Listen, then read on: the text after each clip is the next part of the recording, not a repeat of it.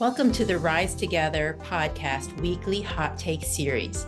Every week, we're going to bring you powerful stories and strategies from leaders who are making a real impact by building stronger, more resilient communities. Get ready to be inspired, motivated, and equipped with the tools to thrive in both your personal and professional life.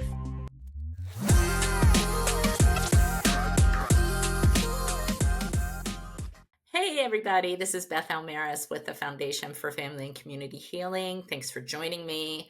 Our organization is dedicated to helping individuals and/or other organizations really build their strength and resilience through skill-based education and leadership development.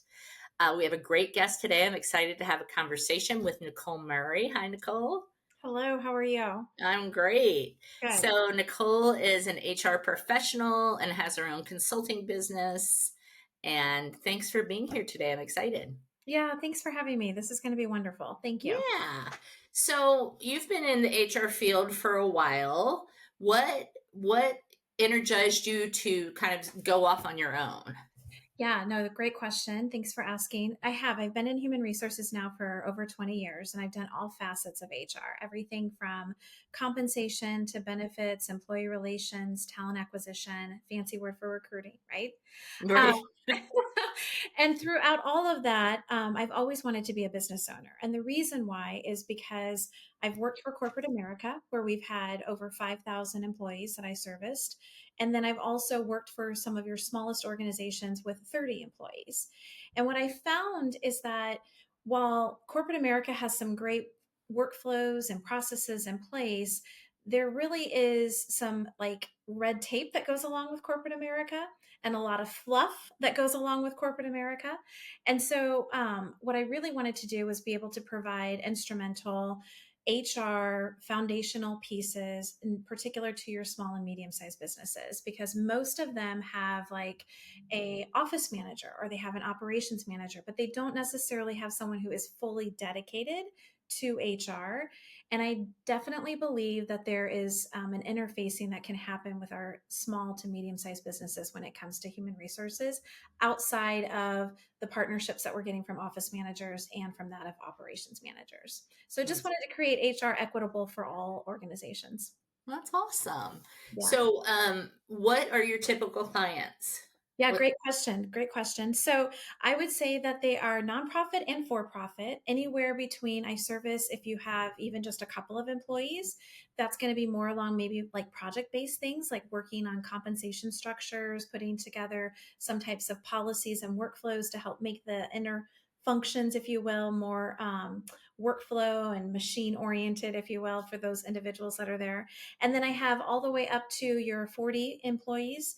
And then again, that's just me partnering as more of that advisor because we now have that operations or that office manager who's the internal instrumental person. And I'm creating kind of the blueprint from the outside, if you will, and then handing that off to that office and operations manager. So one of the things that I offer is what I call my HR subscription. And there's 3 different tiers to that HR subscription based upon how many employees you have, right? So if you're somebody who only has a couple of employees, you may only need my first tier, which is like $550 a month. If you are somebody who has the 40 employees, you're going to need a little bit more support, if you will, from an HR professional. And then that's $2,500 a month. So the ability to be able to service all of our small to medium sized businesses between the subscription packages, but then also having the ability to do some project work on the side. Great. Yeah.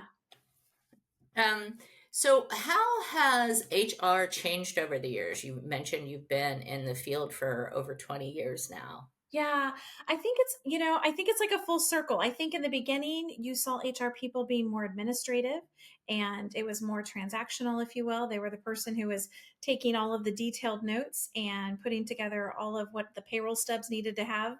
And then I think we started to evolve from that. And you had HR professionals who were like, no, I'd like to actually kind of be at the table because I think I can help more strategically if I am able to sit at the table and hear the business side of things and understand how I can help interface HR into the business side of things.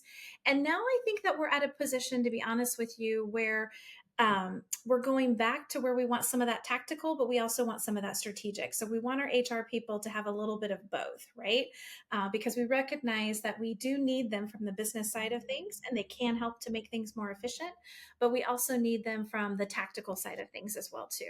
So I think we're starting to see a full circle swing now. Interesting. And our organization is really interested in well-being and leadership development. What are some kind of either policies or opportunities that you've seen organizations offer that in those areas that really stick out to you? Yeah, that's a great question. So, Beth, probably what I would tell a person, one of my passions that I have today is when it comes to the compensation side of things. And the reason being is this: again, working in human resources for 20 years, I've had the ability to help people plan for the future, which is your retirement, right? Your 401ks, your 403bs that you have. And while that is wonderful, many people are having a hard time just paying their bills from week to week and month to month. And so, what I love is the compensation structure. So, we can make sure, like, if Beth is an employee, Beth, we want to make sure that we are paying you at market and we are paying you for the value that you're bringing to the role.